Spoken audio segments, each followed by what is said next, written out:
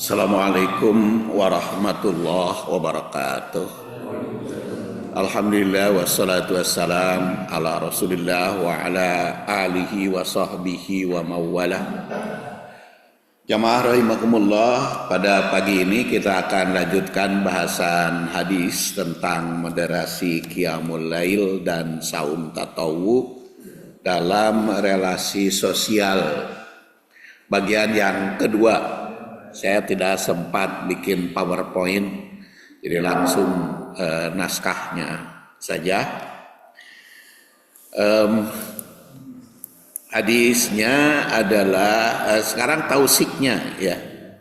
Tausik atau keberadaan hadis tersebut. Bismillahirrahmanirrahim.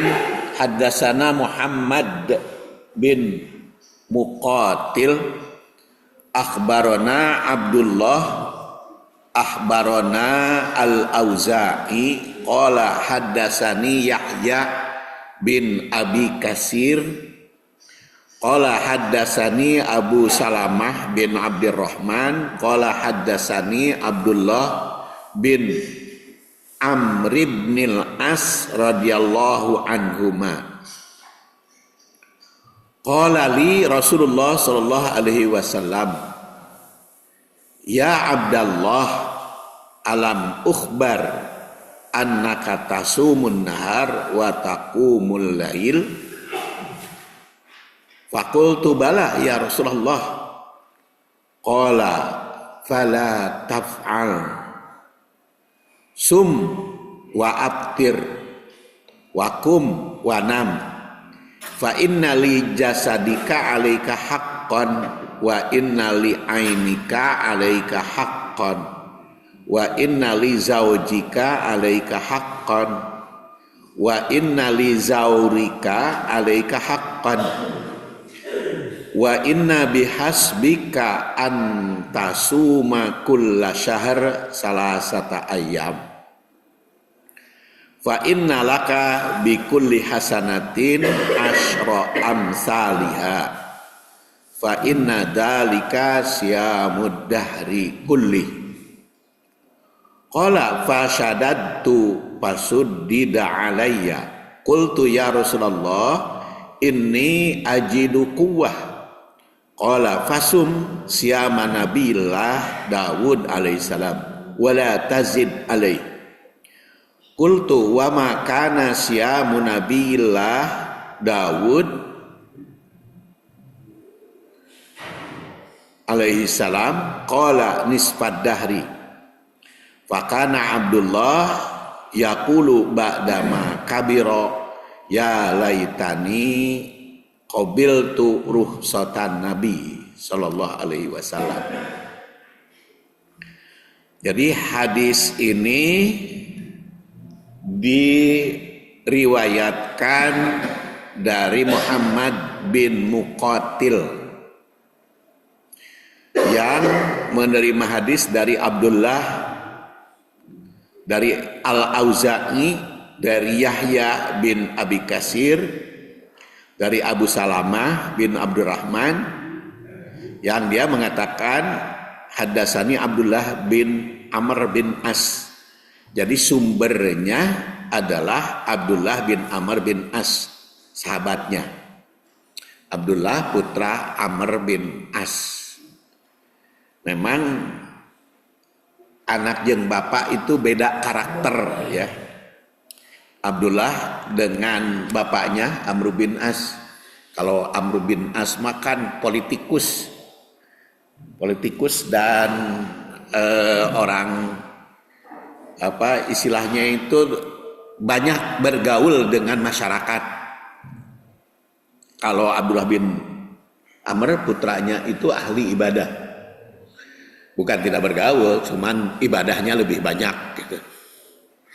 Dan ceritanya Abdullah bin Amr bin As itu saking banyak ibadah, saum tiap hari dan qiyamul lailnya semalaman, maka di Pikamelang, bahasa Sundana, ku bahasa Indonesia mana di Pikamelang.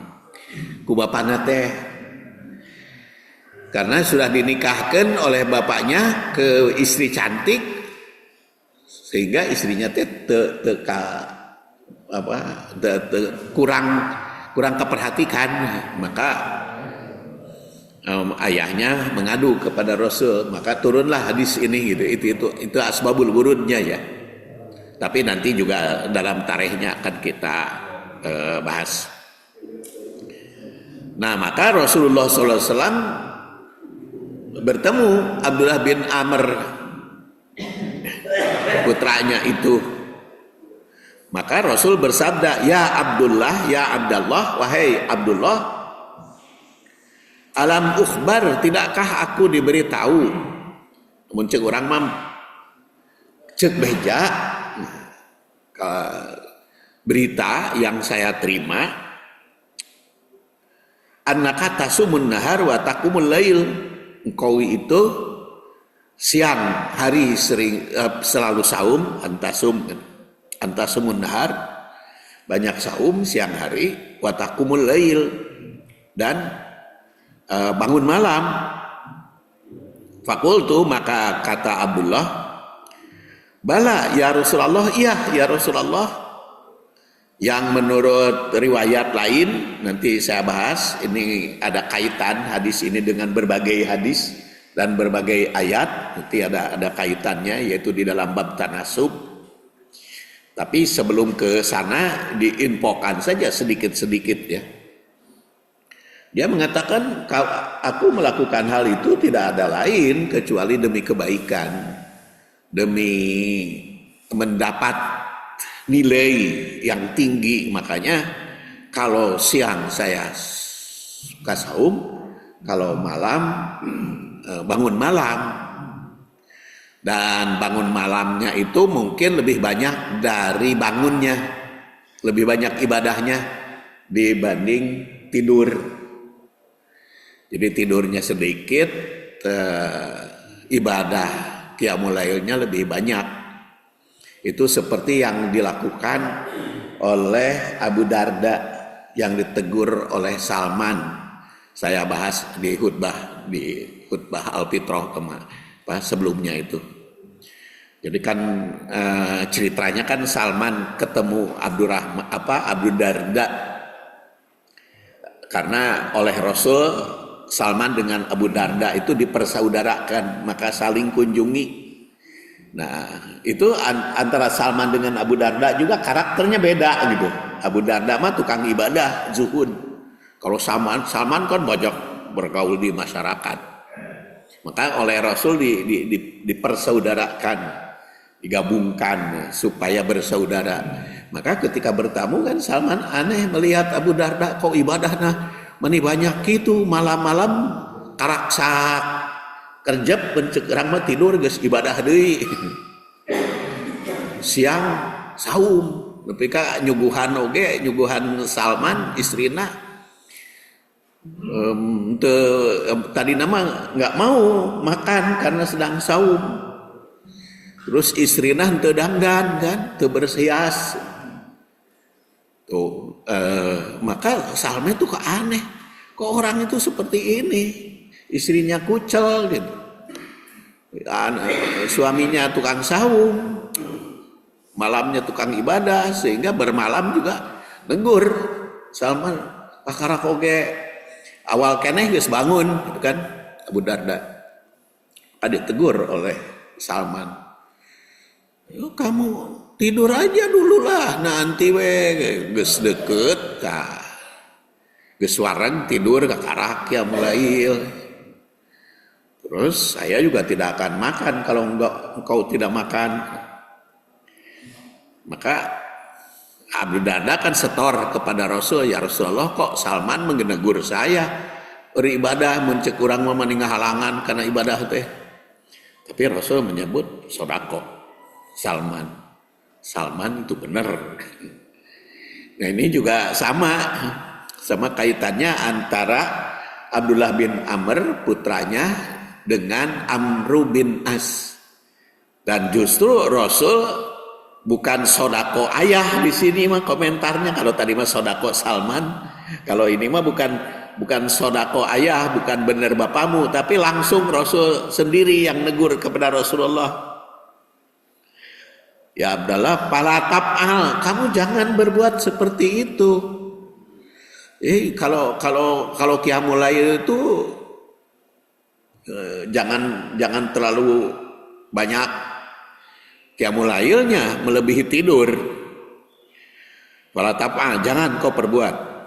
Tapi kata Rasul, kamu saum wa aftir, tapi berbuka. Jadi jangan saum terus menerus, jangan saum tiap hari. Wakum, dan bangunlah malam.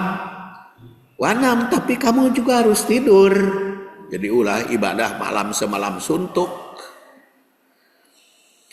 Kenapa? Fa inna li jasadika alaika haqqon. Sungguhnya bagi jasadmu ada hak yang harus kamu penuhi. Lamun loba teuing bangun malam dibanding tidur, jasadmu akan lemah kan, otomatis eta mah ada fisik terbatas. Fisik terbatas. Wa inna li ainika alaika haqqan, dan bagi matamu juga ada hak. Lamun teu sare-sare matamu kan cindul itu, layu. Wa inna li zaujika alaika haqqan, li zaujika alaika haqqan, dan istri juga punya hak. Kemudian diantep deui kan istri karunya nya diantep gitu si istri, karena orang ibadah, istri bulak-balik meureun sare tedaikeun sare diantep ku suamina. Ingat, istri juga punya hak. Bahkan di dalam hadis lain, nanti juga saya kutip di dalam bab berikutnya, Rasul Shallallahu Alaihi Wasallam mau ibadah saja kan berbisik dulu kepada Aisyah. Ya Aisyah, wahai Aisyah, apakah engkau izinkan aku malam ini mau beribadah? Kata Aisyah, ya saya sangat mencintai berada di sampingmu, tapi saya juga lebih cinta lagi kalau engkau bisa beribadah sesuai dengan kehendakmu. Nanti juga ada hadisnya. Jadi li zaujika alaika haqqan, wa inna li zaurika alaika haqqan, tamu juga punya hak. Lamun keur saum, urang saum sunat, ada tamu nu kudu dimuliakeun, titah dahar we sorangan, teu ditemani, itu juga punya hak, si tamu juga dihormati. Maka Rasul menandaskan wa inna bihasbika, cukuplah bagi kamu antasuma, untuk saum kulla syahrin, setiap bulan, salasata ayam, 3 hari saja dalam 3 bulan, dalam 1 bulan, 3 hari saja dalam 1 bulan. Fa innalaka bikulli hasanatin, karena bagimu setiap kebaikan, 1 kebaikan, asyra amsalihah, itu kan nilainya 10. Jadi kalau sebulan 3 hari berarti kan 30, sarua tah jeung sabulaneun, asyra amsalihah. Fa inna dalika syamud dahri kulli, jadi seakan-akan kamu saum selamanya kalau saum 3 hari dalam 1 bulan. Dan ditafsirkan di dalam hadis lain, yaitu tanggal 13, 14, 15 Komariah, bukan bulan Masehi, Komariah. Makanya Dewan Isbat Departemen Agama kudu nama sabulan sakali. Jadi teu kudu disidang, pokoknya isbat we kitu tah. Tiap bulan teh ditentukan tanggal hijina sama tanggal hijina hari naon, supaya ngitung 13, 14, 15-nya pas gitu. Karena di urang mah isbatnya cuma 2 kali, yaitu mau Ramadan 3 ya. Mau Ramadan, mau Idul Fitri dan Idul Adha. Kudu nama sabulan sakali we. Isbat. Tapi kan sekarang mah kan sudah ada perhitungan jadi henteu. Bahkan kata Muhammadiyah mah keur naon isbat geus we ditentukeun dihitung satauneun kan gitu. Mangga eta mah urusanna. Tapi memang kita harus tahu penanggalan Komariah di samping Samsiah. Samsiah juga harus tahu sebab bagaimana kita menentukan asar 1445 kalau tidak tahu Samsiah. Jadi baik perhitungan hisab Samsiah matahari maupun Komariah bulan tetap harus diketahui oleh umat Islam dua-duanya. Makanya bukan bulan kafir Januari, Februari, Maret, April itu bukan bulan kafir itu. Dan Muharram, Safar, Rabiul Awal, Rabiul Akhir itu bukan bulan Muslim saja. Jadi dua-duanya juga milik umat Islam. Hanya memang namanya dari orang kafir menentukan baheula kalau Januari, Februari. Kalau ini Muharram, Safar kan Umar bin Khattab yang menentukan bulan barunya. Tapi Muharram, Safar, Mulud nama sama dengan Januari, Februari sudah ada sebelumnya. Sebelum Rasulullah dilahirkan kalau Muharram, Safar, Rabiul Awal.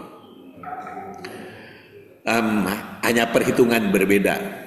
Nah maka fa inna dzalika siyamud dahri kullih, itu kan seakan-akan kamu saum setiap hari karena setiap satu perbuatan nilainya 10. Kan Allah mah kitu bageurna teh ai berbuat baik 10 kali lipat kan nilainya, tapi ai berbuat jahat mah tidak dibalas kecuali setimpal dengan perbuatannya. Tidak ada dosa yang dikali lipatkan kecuali dalam hukuman dunia. Kalau hukuman dunia ada 2 kali lipat, setengah kali lipat ya, seperti hamba saya budak belian itu kalau dia berbuat dosa hukumannya setengah dari orang merdeka. Jadi makosid syariahnya kalau yang punya jabatan, punya kedudukan, hukumannya berlipat dibanding rakyat jelata.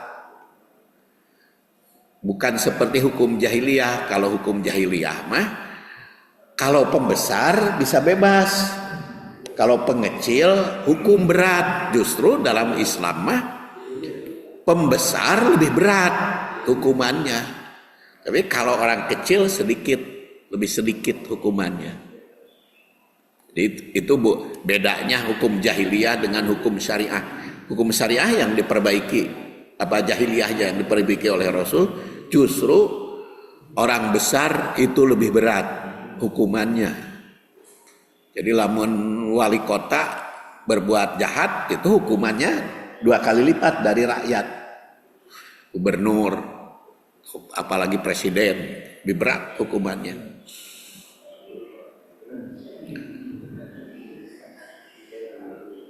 Qala, kata Abdullah bin Amr, pasyadantu, ingin lebih berat dari itu. Pasuddida alaya, maka aku pun diberi ibadah yang lebih berat dari itu, ditingkatkan. Qultu ya Rasulullah, aku berkata kepada Rasul, ini ajidu kuwah ya Rasul, aku kan punya kekuatan untuk saum tiap hari juga, nggak ada masalah. Memang kalau urusan saum kaitan dengan kebiasaan dan kaitan dengan kesehatan. Saya juga punya jamaah muhajirin itu Pak Uju namanya. Sekarang usianya hampir 80 tahun. Tapi eta mah da ti leutik saumna teh saum daun. Jadi sekali saum hari ini saum, hari ini tidak, ti leutik. Tapi ka ayeuna jadi otomatis we sehari saum, sehari tidak. Keripuh oge sempat dirawat di Al-Islam. Masih we gitu, saum sehari, saum tidak. Tapi itu mah udah kesehatannya seperti itu. Beda dengan saya mah saum sunat, aduh berat pisan teh, laparna banget. Sampai lahor teh ngadareng-deng lamun saum sunat ya. Tapi kayenakeun geus 70 tahun. Kayenakeun baheula mah kuat saum 3 hari 3 malam malahan mati geni gitu. Keur budak mah saya mati geni 3 hari 3 malam itu saum. Bisa terus 40 hari 40 malam henteu makan lauk pauk, cuma nasi we jeung uyah itu keur leutik. Pan ahli torekat saya keur leutik mah tukang tirakat gitu ya, keur leutik mah kemudahan kuat. Ayeuna mah saum sunat geus ngalaleper lohor teh ngadareng-deng.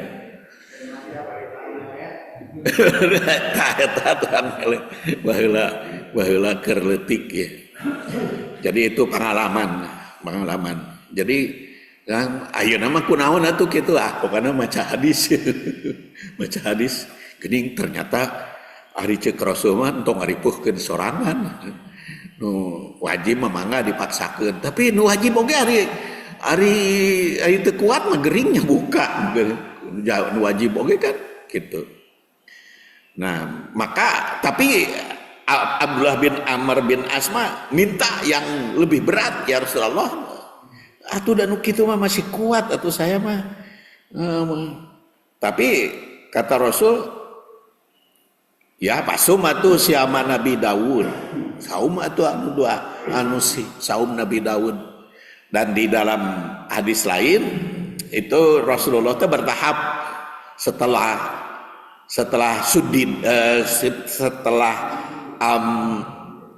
Abdullah bin Amr bin As mengatakan pasyadadu, Rasul itu menyebut sebelum ke saum Nabi Daud tuh saum sehari, buka 2 hari, yaitu Senin dan Kamis. Tapi diberi oleh Rasulullah SAW tambahan, sok atulah siamu nabilah saum Nabi Daud. Kata Rasul nisfad dahri, yaitu setengah. Saum sehari, buka sehari. Akhirnya Abdullah bin Amr bin As itu milih saum sehari, buka sehari. Fakana Abdullah, tapi Abdullah yakul berkata ba'da makabiro, setelah lanjut usia. Setelah lanjut usia ternyata repot teh. Saum Nabi Daud teh dirasakan oleh Abdullah bin Amr teh repot, payah. Maka berkata ketika dewasa, ya laitani qabiltu rohsatan Nabi, ya laitani nah atuh saya teh henteu ngambil rukhsah ti Nabi we cenah. Ayeuna mah geuning geus ripuh kieu. Saum sehari, buka sehari teh. Jadi ada penyesalan. Abdullah bin Amr bin As teh sudah dewasa mah. Kalau Rasulullah SAW, ini hadis diriwayatkan oleh Al-Bukhari nomor 1839. Tapi kita lihat perbandingannya ya, perbandingan sanad dan matan hadis. Hadis ini diriwayatkan bukan hanya oleh Bukhari, tetapi juga oleh ulama hadis lain, kecuali sahabat tertentu yang tidak. Pertama diriwayatkan oleh Ahmad bin Hambal. Ahmad bin Hambal ini orang Baghdad, Kufah ya. Kalau Al-Bukhari orang Bukhara. Pada juz 14 halaman 123 ini bunyinya, redaksinya di sini adalah ahida ilaik fi ahdi Rasulillah sallallahu alaihi wasallam. Ini ada la aqra'anal Qur'an fi kulli yaumin wa lailatin. Kata Abdullah bin Amr bin As, aku baca Quran pada sehari semalam. Wala asumad dahro, dan aku saum tiap hari. Pabalago dalika anni fajaani fadakhala ala baiti alam yablugni ya Abdallah antakum la asumad dahar wa aqra Quran fi kulli yaumin walailatin, siang malam baca Quran, saum tiap hari, malam bangun malam, qala bala. Maka Rasul menyebut fala taf'al, jangan berbuat seperti itu. Kemudian kalau dalam riwayat Ahmad seperti saya katakan tadi, Rasul setelah pikulis syahrin salasata ayam, 1 bulan 3 hari, lalu dia Abdullah bin Amr itu minta yang lebih, maka Rasul menyebut pasum al-isnin wal khamis, saum Senin dan Kamis. Baru Rasul menyebut siam Nabi Daud. Jadi kalau kita lihat urutan hadis itu, saum teh pilihan 3 hari 1 bulan, Senin dan Kamis, atau sehari saum sehari tidak. Kalau kita lihat urutan hadis, jadi eta teh pilihan. Maksud saya bukan 3 hari 1 bulan ongkoh, Senin Kamis ongkoh, Daud ongkoh, bukan itu. Jadi kalau kita lihat ya, maka penafsiran yang lain, sebab ada juga ustadz yang saya dengar ketika khutbah mengatakan, jadi saum itu seharusnya, katanya, istilahnya seharusnya saya dengar khutbah. Jadi 3 hari dalam 1 bulan plus Senin Kamis plus Daud, kumaha ngitung nah lamun kitu. Jadi kalau kita lihat urutan mah pilihan. Ente mau milih saum 3 hari dalam 1 bulan, ya Senin Kamis teu kudu atuh. Saum 3 hari mah 1 bulan. Atau Senin Kamis nya bulanan teu, kan gitu lamun kita lihat pilihan. Kalau kita lihat urutan begini kan, kalau mau lebih bukan wa kan di sini. Bukan plus. Itu ya, tapi seperti sering saya kemukakan, interpretasi mah bisa berbeda ya. Jangankan kita, tabiin aja kan bisa berbeda tafsirannya kepada sahabat itu kan. Jangankan tabiin kepada sahabat aja kepada Rasul ada yang berbeda kan. Itu kan masih dari Ibnu Umar, satu hadis ditafsirkan oleh tabi'innya beda gitu. Atau seperti sahabat berbeda kan antara riwayat Wa'il dan Ibnu Umar, masih dari Rasul kan tapi sahabat melaporkannya beda. Ya salah satu contohnya kata Wa'il kan, Rasul teh lamun tasahud sumayuharikuha, gerak-gerakan. Tapi kalau kata Ibnu Umar kan bukan yuharikuha wa asyara bi usbu'ihi, isyarat aja dengan telunjuk. Itu sama sahabat menafsirkan dari Rasul berbeda dilaporkannya, sehingga sampai sekarang juga kan berbeda di antara bapak-bapak ge aya anu gerak-gerakan kan, aya anu isyarat hungkul. Karena sahabat menafsirkan perbuatan Rasul. Sama juga dengan ini kan, ngangkat tangan. Kalau ngangkat tangan mah perbedaannya murid Abdullah bin Amr. bukan Abdullah bin Amr, Abdullah bin Umar. Abdullah bin Umar itu dari Abdullah bin Umar dua-duanya ngangkat tangan teh ada yang sampai bahu, ada yang sampai telinga. Itu duduk persoalannya di tabiin perbedaannya. Walaupun nanti ada istilahnya ilmu ilal ya, ilal hadis. Tapi kalau kita tidak dari sudut ilalnya, tapi dari sudut perbedaan pemahaman. Dan ini juga kan laporan riwayat Ahmad dengan laporan riwayat Bukhari ini kan ada berbeda. Dan kita juga tahu Imam Bukhari kan mengutip hadis bukan hanya dalam Sahih Bukhari saja, juga di kitab Al-Adabul Mufrad.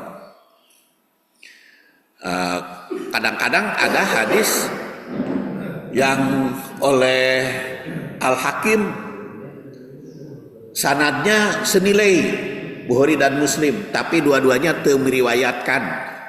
Itu teh tidak meriwayatkan itu dalam Sahih Bukhari dan Sahih Muslim, tapi di dalam kitab lain mah bisa saja meriwayatkan. Ya salah satu contoh min sa'adatil mar'i, di antara kebahagiaan orang kalau lewat Bukhari mar'il Muslim, lihat bahagian orang itu adalah al-markabul hani al-darul al-maskanul wasi wa jarus solih. Di antara yang membahagiakan itu adalah rumah yang leluasa, alat transportasi yang menyenangkan, dan tetangga yang baik, tetangga yang soleh. Kata Al-Hakim itu hadis ini sanadnya senilai Bukhari Muslim, tapi dua-duanya tidak meriwayatkan. Ternyata tidak meriwayatkan dalam sohehnya.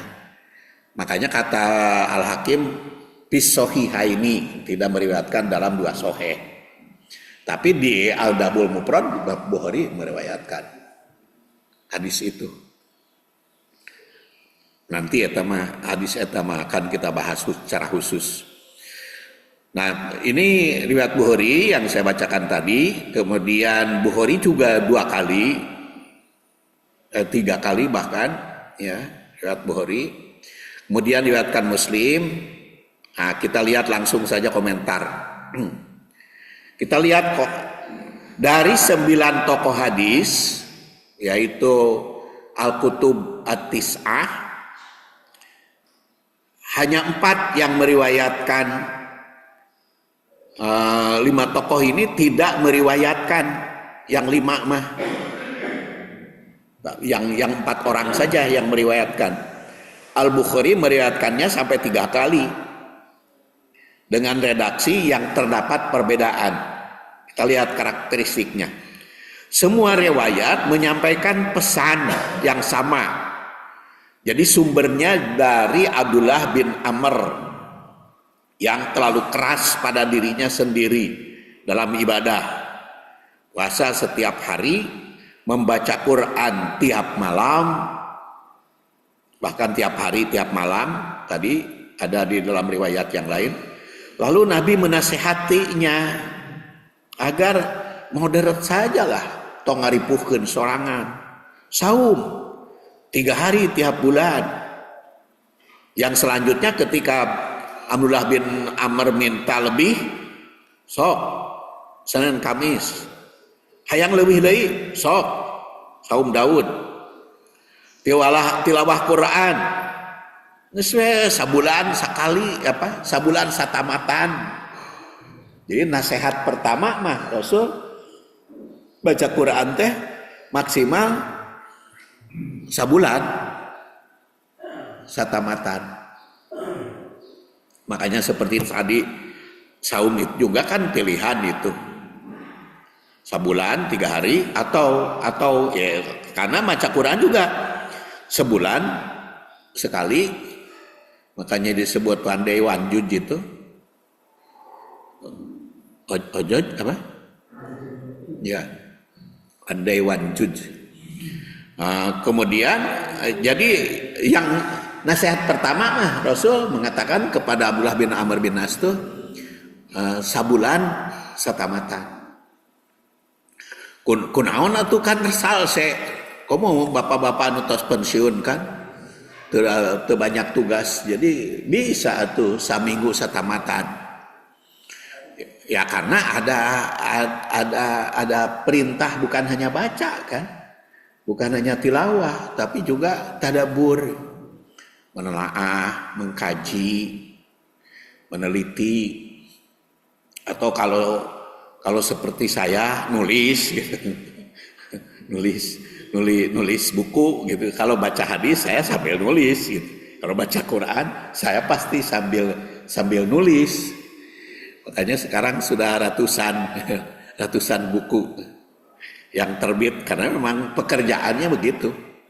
Nulis komo ayeuna geus pensiun. Jadi terus menerus menulis.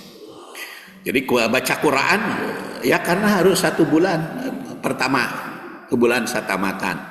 Jadi sehari lah sajud, masih ada waktu tambah kegiatan yang lain, atau 2 minggu berdasar hadis tadi, atau tiap pekan. Kenapa? Karena hak tubuh, ada tubuh harus dijaga, mata harus dijaga, istri harus dipenuhi kebutuhannya, tamu juga harus disambut. Namun masing-masing redaksi dan gaya penyampaian hadis itu berbeda, tergantung perawi yang melaporkannya. Kita lihat perbedaannya. Umpamanya sumber hadis ya Musnad Ahmad, riwayat panjang dan naratif. Perbedaan penting menyebut kesalahan. Jadi keterangannya gayanya. Nah, jadi disampaikan dalam bentuk tanya jawab langsung antara Abu Salamah dan Abdurrahman bin Amr. Narasinya, kemudian identifikasi jadi kabilah saat kunjungan, itu menjelaskan perkembangan ibadah secara bertahap. Sehingga ada rincian baca Al-Quran. Kalau di sini menonjolkan dialog dan latar tempat sosial, cocok untuk analisis sanad. Kemudian kita lihat Sahih Bukhari. Riwayatnya inti, matannya pendek. Penekanan pada keseimbangan hak tubuh, mata, hak istri, hak tamu, dan pilihan saum Daud. Di sini tidak menyebut dalam riwayat Bukhari mah bacaan Quran. Disimpulan pada bentuk saum. Kemudian ujungnya ada penyesalan. Ya di Abdullah bin Amr ketika masa tua. Kunaon cenah saya teh henteu nyokot ruh sok we atuh ti nabi meureun moareuh kieu. Jadi di sini lebih padat, kuat dari segi hukum, cocok untuk istinbat ilmu fikih ya. Kemudian Sahih Bukhari berikutnya hampir identik dengan hadis sebelumnya, hanya menghilangkan penutup penyesalan. Hadisnya tematik ringkas, mungkin dimasukkan sebagai bagian dari bab riwayat Al-Bukhari. Kemudian Sahih Bukhari berikutnya menambahkan wawasan waktu panjang usia. Karena dinyatakan wa innaka asa ayatula bika umrun. Jadi disebut panjang usia. Nah, ini ada tambahan saum tiap Jumat itu 3 hari. Ini sebagai alternatif. Walaupun utiku aku mampu. Ya, hadis ini memberi justifikasi kepada kenapa perlu mendarat, karena hidup bisa panjang. Kemudian Sahih Muslim redaksinya sederhana namun menyeluruh, mencakup semua unsur. Ada saum, hak tubuh, istri, alternatif saum, dan penyesalan Abdullah. Kemudian kalimatnya sum min kulli syahrin salasata ayam padalika saumud dahri. Ini muncul eksplisit ya. Jadi gayanya didaktif, pengajaran langsung. Kemudian Sunan An-Nasai awal redaksinya ami haddasani. Ini menyebut dari saum Senin dan Kamis, lalu Daud, ada penjelasan Daud tidak mengingkari janji dan tidak lari dari medan perang, ada tambahan. Menyajikan keteladanan Rasul dan Nabi Daud. Intisari perbedaan antara redaksi, makanya perbandingan matan teh perlu. Aspek gaya dan struktur. Ahmad dan Nasai itu naratif dialogis. Bukhari dan Muslim ringkas dan fikihnya. Kemudian hak yang ditekankan semua menyebut hak jasad, hak mata, hak istri. Sebagian dalam hadis surat Bukhari tadi ada zaurik, yaitu tamu. Tapi ada yang tidak menyebutkan tamu. Karena mata jasad, istri, tidak menyebut tamu. Tapi ada yang menyebut tamu dalam riwayat Bukhari tadi. Kemudian tahapan ibadah, Ahmad, Nasai menyebut saum 3 hari, atau Senin dan Kamis, atau Daud. Tapi yang lainnya dalam riwayat Bukhari langsung Daud. Kemudian bacaan Quran hanya disebut dalam riwayat Ahmad An-Nasai. Lainnya fokus pada saum. Jadi tentang bacaan Quran mah hanya dalam dalam riwayat Ahmad dan Nasai. Dan hadis ini semuanya sahih. Hadis ini berbagai riwayat itu. Kemudian penyesalan di akhir hadir dalam riwayat Bukhari Muslim. Jadi Bukhari Muslim oleh para ulama lebih dianggap kesahihannya, lebih meyakinkan. Dan di situ ada penyesalan. Tapi ada juga yang tidak menyebut penyesalannya. Kemudian penekanan moral itu Nasai menyebut akhlak Nabi Daud dalam janji dan jihad. Kemudian keterangan tematiknya, pengenalan Abdullah bin Amr. Ini kisah, ini kebiasaan saum, ini tematik. Jadi kesimpulan kritis pada tausik hadis, sumber hadis yang berbeda itu menyoroti sisi berbeda dari nasihat Rasul kepada Abdullah bin Amr. Semua itu peristiwa ini adalah Abdullah bin Amr bin As. Riwayat Musnad Ahmad lebih cocok untuk analisis tarikh dan kisah sahabat. Sedangkan riwayat Sahih Bukhari dan Muslim kuat dalam bab fikih dan hukum. Karena kita tahu kan kalau Abdullah Ahmad mah menyusun hadisnya bukan berdasar judul fikih, bukan. Dia mah berdasar sahabat. Kalau Bukhari, Muslim, Abu Dawud, Tirmidzi, Nasai itu kan berdasar fikih disusunnya. Makanya kalau Bapak mencari bab sholat di riwayat Ahmad bakal hese. Jangan bab sholat di dalam riwayat Ahmad bakal susah. Karena tidak ada bab sholat di dalam riwayat Ahmad. Yang ada di dalam riwayat Ahmad mah bab Abu Bakar, bab Umar, bab Utsman. Jadi babnya teh para sahabat gitu dalam Musnad Ahmad. baru itu kan menempuhkan. Tapi sekarang mah sudah dibantu oleh Abdurrahman Al-Banna dalam Al-Fathur Rabbani. Jadi Musnad Ahmad teh dirobah babnya. Jadi bukan bab Abu Bakar lagi tapi bab fikih. Kemudian diberikan sarah. Cuman kelemahannya gara-gara diubah sarahnya, susunannya, tapi kita kesulitan mencari dalam Musnad Ahmad di bab mana tak kesulitan. Jadi kudu nama aya sarah Musnad Ahmad sesuai dengan urutan beliau gitu. Tuh. Jadi riwayat Bukhari dan Muslim itu nyusunnya karena bab fikih, jadi kan mudah fikih. Sunan An-Nasai itu menyambung dimensi akhlak dan spiritual. Karena di situ disebutkan dengan menyebut karakter teladan Nabi Daud. Kemudian redaksi dalam riwayat para tokoh hadis berbeda, itu bisa jadi karena disampaikannya berulang.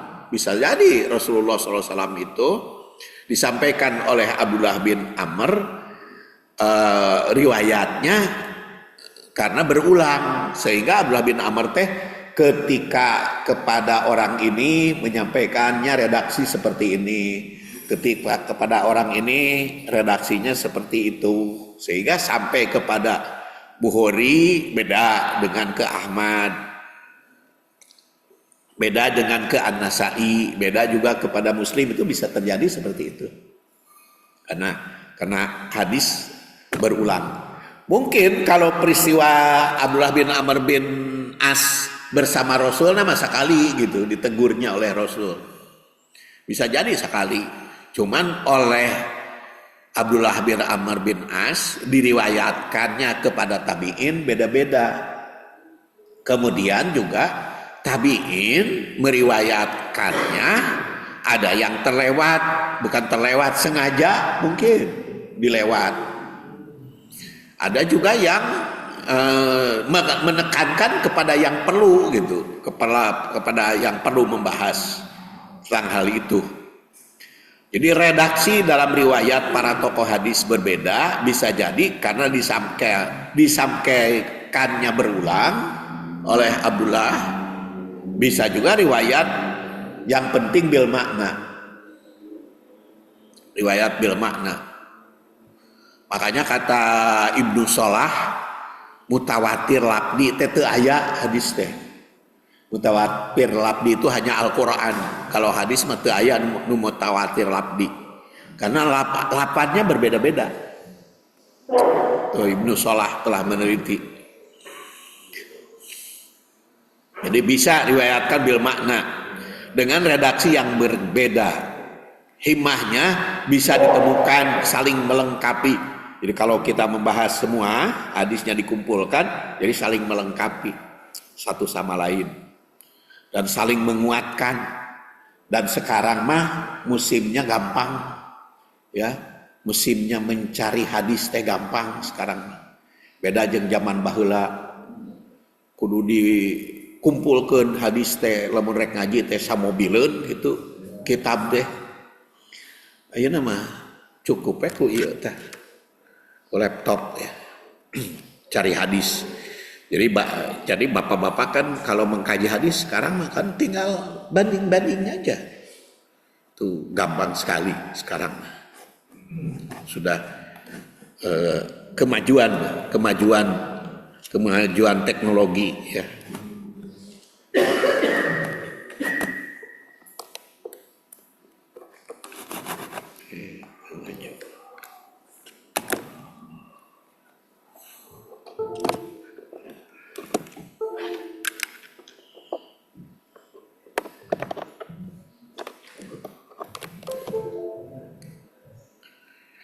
Kemudian kandungan yang mesti dikaji dalam hadis ini. Hadis ini turun sebagai taujih nabawi, yaitu bimbingan langsung Rasul terhadap sahabat yang sangat bermanfaat tetapi belum memiliki keseimbangan antara ibadah dan hak-hak lain dalam hidup. Nabi ingin menunjukkan bahwa Al-Islam adalah agama yang seimbang, penuh hikmah dan manusiawi. Beliau menyampaikan bahwa tubuh, mata, pasangan, bahkan doib, tamu memiliki hak yang wajib ditunaikan, sehingga ibadah tidak boleh sampai mengabaikan aspek kehidupan lain seperti istirahat, kemudian hubungan sosial dan tanggung jawab rumah tangga. Hadis-hadis Nabi Shallallahu Alaihi Wasallam memberi tuntunan yang mendalam tentang pentingnya bersikap moderat dalam beribadah, termasuk dalam konteks kehidupan berumah tangga. Beberapa riwayat mencerminkan bagaimana Nabi menegur sahabat yang terlalu berlebihan, dan bukan hanya hadis ini kan. Nah, kita bahas kan pada bulan yang lalu, karena saya bulan yang lalu diselang dulu ya oleh cara berteladan kepada Rasul beberapa hadis ini nyambung. Jadi sikap moderat ini menjadi manifestasi dari prinsip wasatiyah dalam Islam yang menolak segala bentuk ekstremitas baik dalam keberagamaan maupun dalam kehidupan sosial. Karena kan hadisnya yang dua wanita itu ya, saya tulis dalam buku judulnya Perempuan dalam Timbangan Syariah. Tuh 140 halaman. Itu ada buku khusus itu mengkaji perempuan dalam timbangan syariah. Dalam konteks era kontemporer di mana realitas sosial, beban kerja dan interaksi digital telah mengubah pola hidup umat, itu diskursus tentang moderasi ibadah dalam kehidupan rumah tangga menjadi sangat relevan. Banyak pasangan muslim, khususnya generasi milenial, menghadapi dilema antara keinginan meningkatkan spiritualitas dengan menjaga keharmonisan. Fenomena ini menimbulkan pertanyaan mendasar, sejauh mana hadis itu dapat menjadi rujukan normatif dalam menyeimbangkan antara pengabdian kepada Allah melalui ibadah sholat dan saum dan pemenuhan tanggung jawab terhadap pasangan hidup. Oleh karena itu, kajian hadis tentang moderasi dalam ibadah, sholat dan saum dalam konteks hablum minanas itu menjadi penting untuk dilakukan. Ini hanya terfokus pada telaah tekstual hadis, tetapi juga berusaha menggali makna kontekstual dalam realitas hablum minanas. Dengan demikian, hasil penelitian ini diharapkan dapat memberikan kontribusi ubudiyah dan hablum minanas. Dalam hadis tersurat bahwa ibadah sholat dan saum dikaitkan dengan tanggung jawab menjaga kesehatan diri sendiri, tanggung jawab antara suami istri, serta tanggung jawab terhadap ad-dhaif atau tamu, tanggung jawab kesehatan.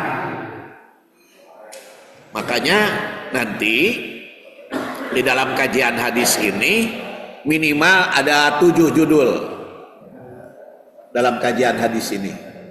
Minimal ada 7 judul, yaitu keharusan moderasi, pertengahan, tawasud, qiyamul lail, saum tatawu, tanggung jawab diri terhadap kesehatan, hak dan tanggung jawab suami istri, tanggung jawab terhadap tamu, dan tanggung jawab sosial dalam kehidupan sehari-hari. Jadi membahas hadis ini nanti ada 7 bab. Ya. Pokoknya nanti temanya, bahasannya keharusan moderasi. Hadis ini menekankan kan prinsip moderasi tadi. Melarang Abdullah bin Amr untuk berlebihan dalam ibadah. Dan dalil penguatnya ada dalam Quran. Wa kadzalika ja'alnakum ummatan wasaton. Kaitan dengan Quran. Kemudian kedua qiyamul lail. Qiyamul lail. tidak menolak qiyamul lail tapi mengingatkan. Makanya ada ayat wa minal laili fatahajjad bihi nafilatan, dan di sini wamin sebagian malam. Jadi bukan semalaman. Qiyamul lail itu bukan semalaman, tapi wamin. Kata entong ibadah semalam suntuk teh entong. Kalau kita lihat ini mah ibadah semalam suntuk gitu. Dipaksakan entong ibadah semalam suntuk. Jadi nanti iktikaf juga ada tidurnya. Dan kemudian Daud diterangkan oleh Al-Bukhari ya, itu saum dan sholat Nabi Daud paling dicintai oleh Allah. Ternyata diterangkan sholat Nabi Daud itu sebagian aja malamnya, bahkan dikatakan lebih dekat ke subuh melewati 2/3. Tapi kan di dalam Al-Quran juga dikatakan kan ada kumil lail, ada nisfahu tengah, sulusahu 2/3, ada sulusuhu 1/3, ada rubu. Ada yang, tapi kalau dalam ayat mah gitu, jadi 2/3, setengah, dan 1/3. Tapi di situ bisa saja membahas 2/3 teh lamana 2/3 malam. Ada yang membahas sebegitu. Nisfahu setengah teh jadi setengah malam. Tapi sulus itu 1/3 teh 1/3 malam. Tapi ada juga pemahaman terhadap Quran itu yang dimaksud nisfahu itu tengah malam. Bukan setengah malam, tapi tengah malam. Lamun di Bandung ayeuna maghrib 17 jam genep lah rata-rata, jam genep, subuh jam 4, berarti 18 tambah 4 genep tambah 4 10 ya, jadi 11 jam. 11 jam berarti. Jadi kalau 11 jam tengah malam adalah jam 11 kan. Karena 11 dibagi 2 kan 5,5. 5,5 plus 6. Tengah malam itu setengah 11. Itu tengah malam. Kalau 1/3 ya dibagi 3. Jadi jam 9 atau 2/3. 2/3 berarti sekitar jam 3. Jadi tetap pilihan mau jam 8 tahajud deh, mau jam 11 atau mau jam 3. Tergantung sepak bola we cenah. Berkaitan dengan sepak bola. Kemudian itu sholat ya. Kemudian saum tatawu kan sudah jelas tadi pilihan. Dan ditekankan la yukallifullahu nafsan illa wus'aha. Dan afdhalus syamu Daud mampu mau enggak. Nah, kemudian tanggung jawab diri terhadap kesehatan, karena Rasul menegaskan inna li jasadika alaika haqqon. Bagi jasadmu ada hak. Jadi jasad teh kudu sehat, harus dipelihara. Bahkan saum juga lamun gering buka, walaupun yang fardu. Tapi kan katanya ada hadis sumu tasihu, saumlah kalian pasti sehat. Atau lamun kitu mah dengan saum teh sehat. Tapi kan hadis eta doib. Hadis eta doib, jadi teu dianggo hadis eta. Jadi justru Quran mah saumlah, jaga kesehatan. Lamun gering buka. Jadi karena jaga kesehatan. Dan memang la taqtulu anfusakum innallaha kana bikum rahimah. Kemudian hak dan tanggung jawab suami istri. yaitu inna li zaujika alaika haqqan. Dan Quran jelas wa ashiruhunna bil ma'ruf. Kemudian keenam ada tanggung jawab terhadap tamu.